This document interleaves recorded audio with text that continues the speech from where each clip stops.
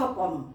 1 বাটি আতপ চাল, 1 বাটি সেদ্ধ চাল, আর হলো 1 বাটি বিউলির ডাল, মানে সম পরিমাণে 3টা জিনিস নেবেন।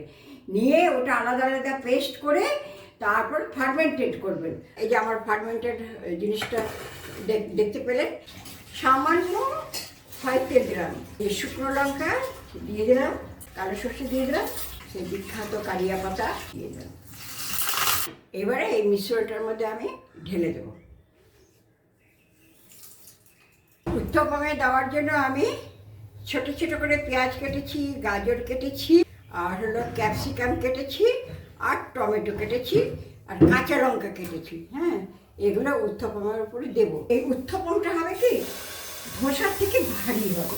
হালকা করে একটুখানি এরকম করে দেবো। এর উপরে পেঁয়াজ কুচি সাজিয়ে দেবো, তারপরে একটু গাজর সাজিয়ে দেবো, তারপরে হলো একটু টমেটো সাজিয়ে দেবো, তারপরে হলো একটু ক্যাপসিকাম, 2 রকমের কালারের ক্যাপসিকাম আছে, ক্যাপসিকাম সাজিয়ে দেবো।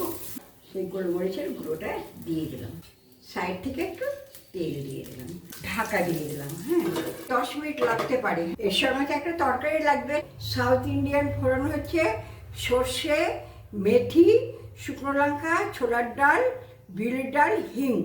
এবার আমি এই ফোড়নগুলো দিয়ে দিলাম, কারিয়া পাতাও দিয়ে দিলাম, পেঁয়াজ দিয়ে দেবো, এই আলুটা দিয়ে দিলাম, একটু হলুদ দিলাম, শুকনো লঙ্কার গুঁড়ো দিয়ে দিলাম, একটু নুন দিয়ে দেবো। যদি জল প্রয়োজন হয় জল দেবো, না তো জল দেবো না। সেগুলোকে একটু টমেটো দেবো। দেখুন একদম পিৎজার মতন লাগছে তো। এটা হলো ওখানকার উত্থপম।